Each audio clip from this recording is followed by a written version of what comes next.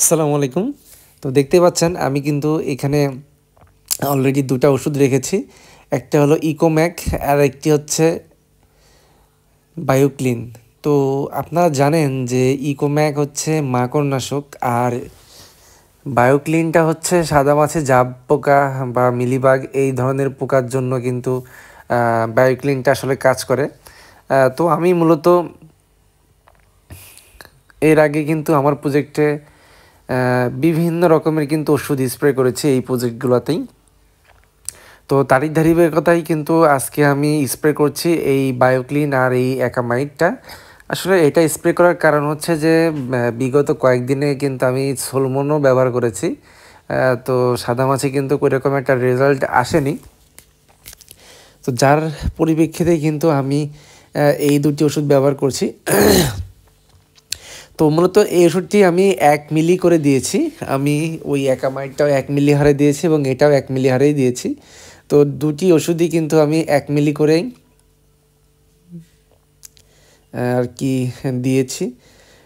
তো এইভাবে মূলত আমি এই দেখেন ওষুধগুলো একটু দেখেন, এটা কিন্তু নির্যাস ছিল, লেবুর নির্যাস। তো এটা কিন্তু খুব একটা যে ক্ষতিকারক তা না, আপনার নাকে কিন্তু খুবই সুগন্ধ ঘ্রাণ লাগবে। তো দেখা গেল যে আমি এই বায়োক্লিনটা নিয়ে কিন্তু আজকে জমিতে গিয়েছি, আর এই জমিতে যাওয়ার পরবর্তী সময়ে কিন্তু আমি আপনাদেরকে একটা জিনিস দেখাতে চাই। সেটি হচ্ছে যে জমিতে কিন্তু প্রচুর পরিমাণে সাদামাছি রয়েছে, আর এই সাদামাছির যে স্প্রে করার পরে কেমন ছিল জমির অবস্থান সেটাও কিন্তু আপনাদের সামনে আমি তুলে ধরবো।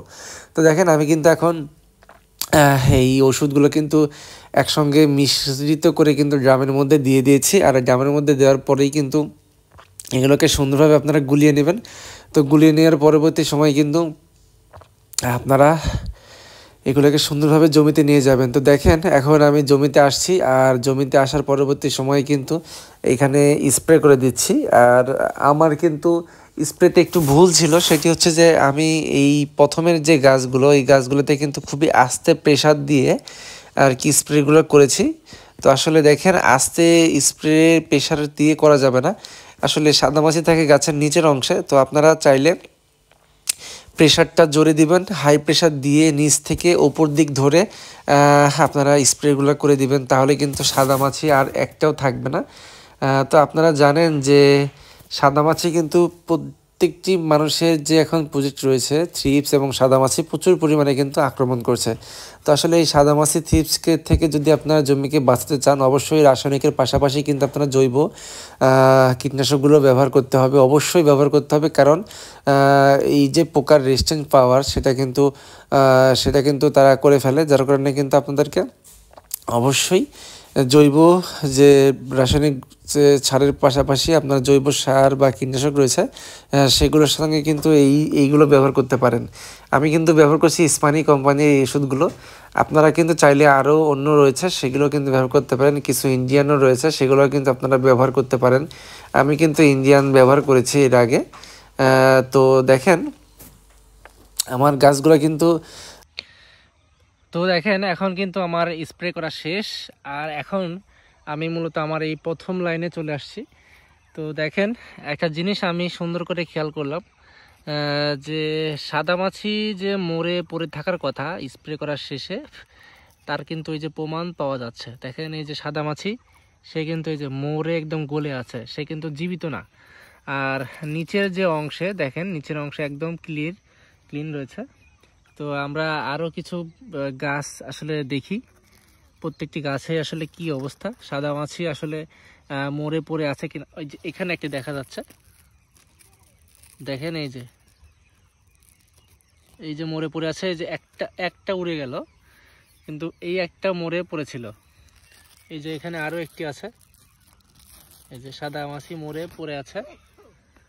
তো আমরা আরও একটি দুটি গাছ দেখি, এই যে দেখেন সাদামাছি মরে পড়ে আছে। এই যে এখানে এই যে সবসময় গাছের তলপৃষ্ঠে আসলে স্প্রে করা উচিত সুন্দর মতো, তাহলে কিন্তু এই যে এই মাছিগুলোর গায়ে কিন্তু আসলে ওষুধ পড়েনি, যার ফলে কিন্তু তারা কিন্তু এই যে উড়ে বেড়াচ্ছে এখনো। তো অবশ্য এই গাছে তারা বসে যখন শোষণ করতে লাগবে তখন কিন্তু তারাও মারা যাবে, একটু ওয়েট করলে তারাও মারা যাবে। এই হচ্ছে ওষুধের কাজ। যে দেখেন আরো এই যে মরে পড়ে আছে এই যে। তো এইভাবেই কিন্তু এই বায়োক্লিনটা কাজ করে। আপনারা চাইলে কিন্তু এই বায়োক্লিনটাও ব্যবহার করে দেখতে পারেন। আসলে সবসময় যে রাসায়নিক সার বা রাসায়নিক কীটনাশক দিয়ে সাদামাছি যাবে তা না, এইটা দিচ্ছেন রাসায়নিক দিচ্ছেন, আবার এটা দিবেন আর একটা দিবেন, এরকম ঘুরাই ফিরে ব্যবহার করলে কিন্তু সাদামাছি কন্ট্রোলে থাকবে। সাদামাছি কিন্তু একবারে ভালো হবে না আপনার প্রজেক্ট থেকে, হয়তো 10টা আছে 10টার মধ্যে 5টা থাকবে। তো দেখেন থ্রিপস দেখেন, ভালো করে দেখেন,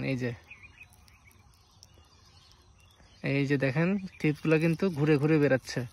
তো আসলে সাকসেস দেওয়া হয়েছে, সাকসেস আবার আগামীকালকে কিন্তু আমি স্প্রে করব। প্রচুর পরিমাণে কিন্তু থ্রিপস রয়েছে। সাকসেস আসলে 3 থেকে 4 দিন পর পর 2বার ব্যবহারে ভালো ফল পাওয়া যায়।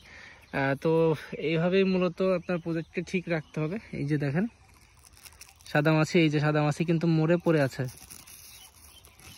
এই যে মরে পড়ে আছে।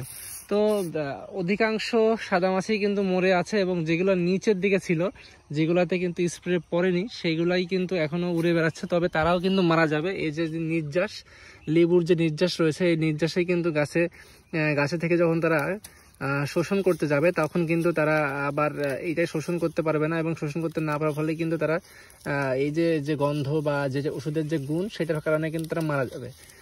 তো বায়োক্লিনটা আসলে আগামীকালকে আরও বেটার দেখানো যাবে যে কেমন রেজাল্ট হয়েছে।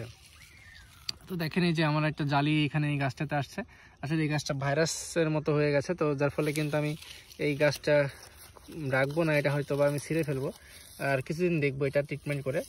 তো এই হচ্ছে ব্যাপার যে আপনারা অ্যাকামাইট এবং বায়োক্লিন দুটো একসঙ্গে স্প্রে করলে এর রেজাল্টটা কেমন পেতে পারেন। তো আমি আসলে মাকড় তো দেখা যায় না ওইভাবে, তো সাদামাছি কিন্তু দেখা যায়, সাদামাছি কিন্তু ওইভাবে এখন আর দেখা যাবে না, কেননা অনেক সাদামাছি কিন্তু মরে মরে গাছের সঙ্গেই কিন্তু লেগে আছে, একবার নরম হয়ে গেছে এখনই। তো এই হচ্ছে বায়োক্লিন এর রিভিউ। তো চাইলে আপনারা কিন্তু ঘরোয়া পদ্ধতিতে অবলম্বন করবেন এবং এটি ব্যবহার করবেন, এবং আরও যেসব ওষুধ রয়েছে সাদামাছি, সেগুলো কিন্তু আপনারা ব্যবহার করবেন ঘুরিয়ে ফিরে, তাহলে কিন্তু আপনার প্রজেক্টটা একটু ভালো থাকবে।